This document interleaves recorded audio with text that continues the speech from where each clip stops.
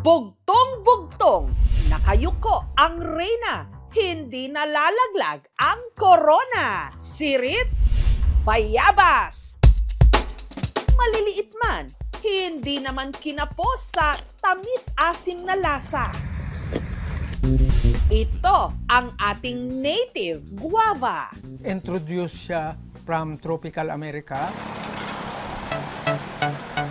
Ang sakahan ng mag-asawang Acero at Jacqueline sa Cabanatuan, Nueva Ecija, sagana sa native guava. Yung mga magulang din namin, may mga tanim na ring bayabas. Kaya halos mana rin namin yung mga pagbabayabas namin. Pinapapak po namin siya sa school, habang naglalaro, may kagat-kagat kami mga bayabas. Dahil nasa 10 to 15 feet ang taas ng mga puno, may dala-dala silang panungkit. Atin pong mga pananim na bayabas ay kailangan pitasin. Nakakangawit po sa leeg. Nasa mahigit 50 kilos na bayabas ang kanilang na-harvest nung araw na yon.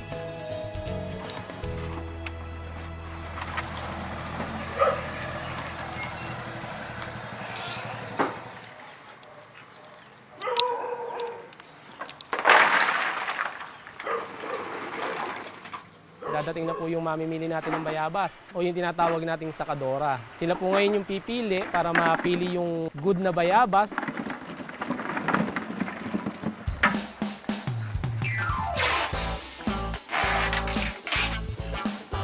Nag-a-average po kami ng 400 pesos a day kung net income po namin. So malaking bagay na po para sa aming maliliit na magsasaka. May sumasangit pong buso pero hindi masyadong magamit. Matamis na asim-asim, matapang ang lasa.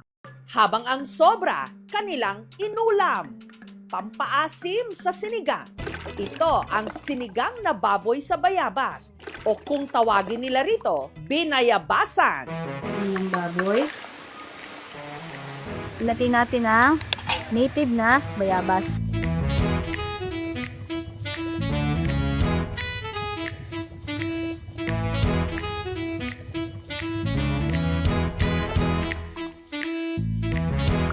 Mas maasim siya sa sampalok.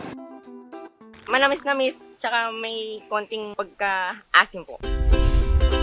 Yung bayabas, throughout the year silang nagbubunga. Hindi sila actually kinocultivate kasi tumutubo lang yan. Ang native na bayabas, perfect din daw panghimagas. Ang 85 anyos ng si Vilma, ginagawa itong guava jelly. Isa sa mga favorite ko talaga ang bayabas. That's the reason why at 85, healthy pa ako, wala akong sakit. Ang katuwang niya sa paggawa ang mga kasamahan sa kanilang asosasyon na sina Eunice at Susan.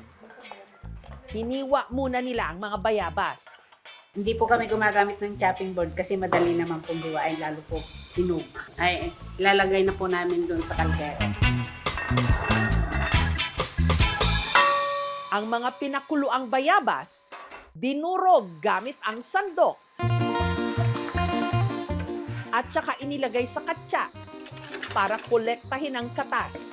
Pagkatapos nating isalin dito sa katsa, ibibitin pa natin yan para makuha pa natin mas maraming katas. Ayun yung iluluto mamaya yung sabaw na yun.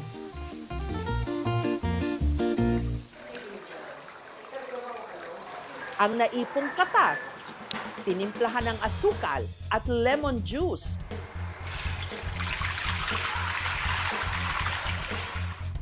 Pinakuluan sa talyasi.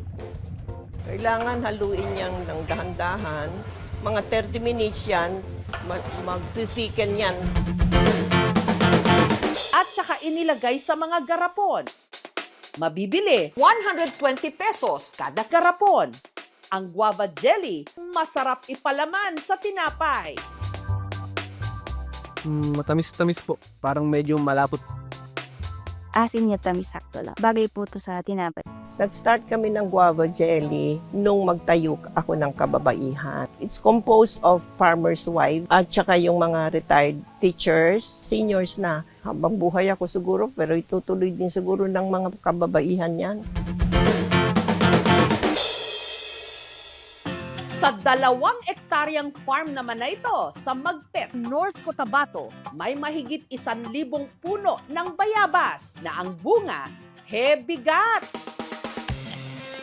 crunchy, parang mansanas. Kaya ang tawag nila rito, pinagsamang guava at apple. Guapol. Yung guwapa galing sa Thailand, cultivar yun. So, ibig sabihin, ginalaw na ng science para mas lumaki.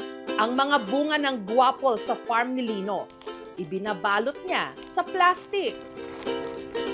Para protection niya sa fruit fly. Meron tayong mga 1,000 plus na puno ng bayabas. Ang mga naglalakihang guapol, apple of the eye ng mga namamasyal sa farm. Ang gusto nila talaga, mag-pick talaga sa area para makaranasan nila kung paano daw mag-harvest. Isa sa mga nag-pick and pay si Raymart. Masaya kahit na mainit, masarap sa pakiramdam. Yung ikaw talaga kumukuha nung kinakain mo. Ang mga hinog, pagkapitas, pwede nang kainin. Walang liso, manamis-namis, crunchy, malambot siyang kainin. May tamis, ang crunchy, asarap niya nguyain. Masarap isawsaw sa sukang may sili. O kaya bagoong. Pati na yung tinatawag nilang magic sauce.